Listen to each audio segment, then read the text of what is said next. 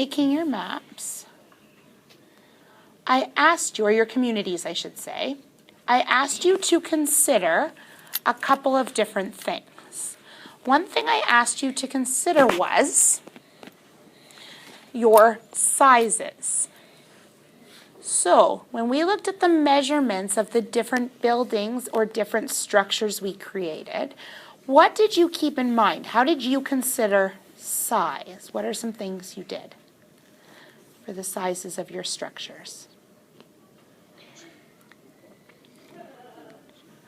What are some things that you thought about for the sizes of your structures?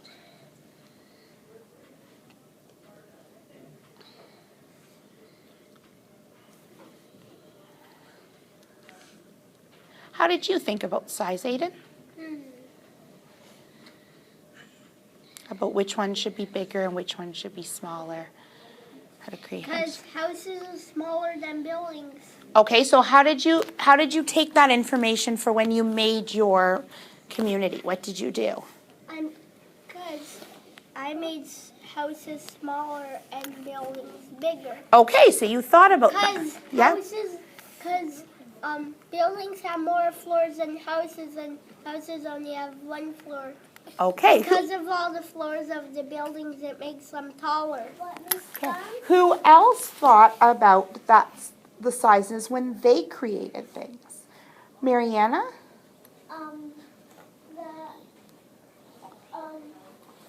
See how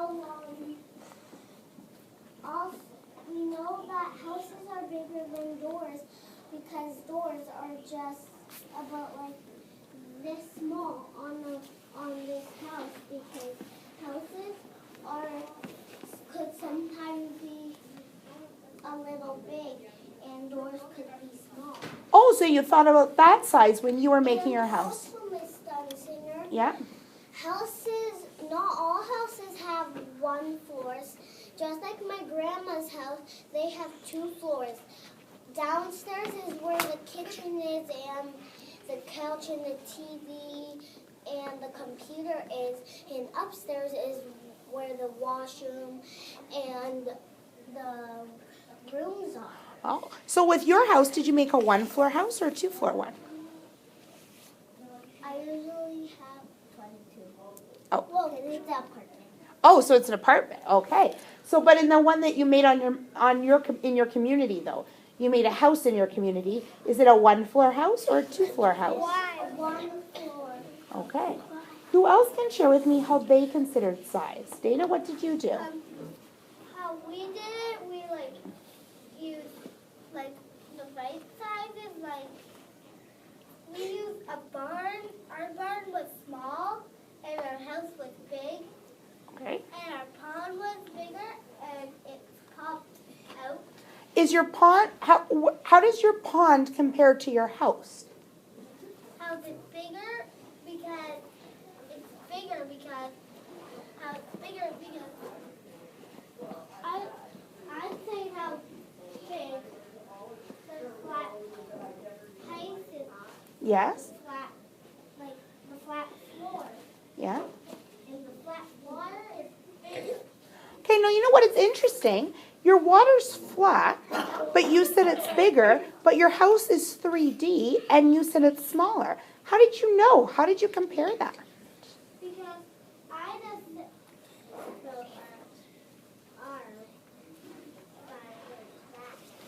Okay, but Dana, come here for a minute. When you had your house was 3D, so it popped out like this.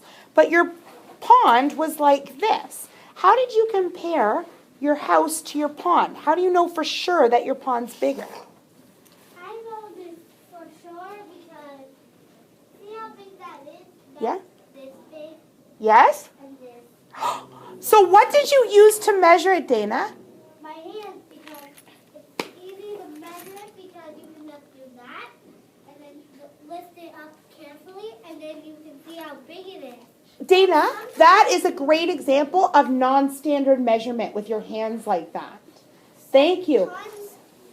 Sometimes you could also use your feet or your whole body at once. Like if I was to measure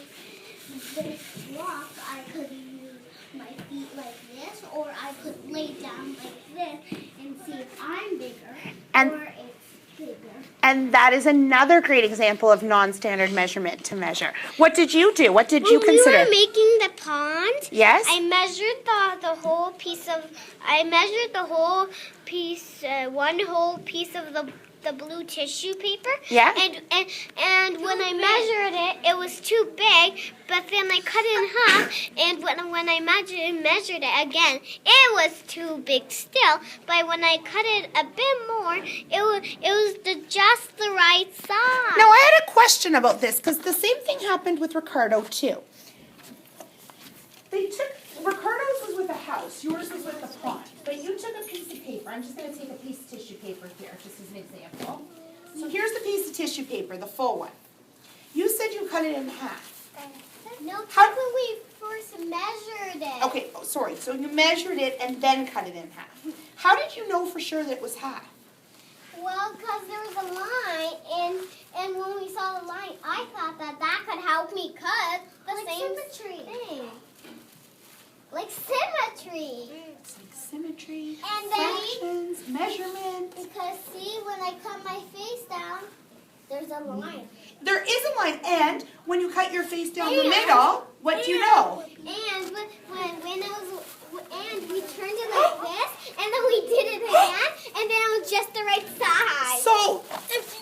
So you didn't just cut it, so you did half, and you did half again, which means you had 1, 2, 3. 4. You cut it into 4 parts, which are called, they're not called halves. Does anyone know what they're called? No. This is a half when it's cut in 2. When you cut it into 4, do you know what it's called? Square? It's called quarters. I But heard of that. have you heard of quarters before? Quarters. I think we've had this discussion before because Ricardo, what did you call it before? Do you remember? Hot dog That's right. hamburger fold. They're the hot dog hamburger folds. You were correct.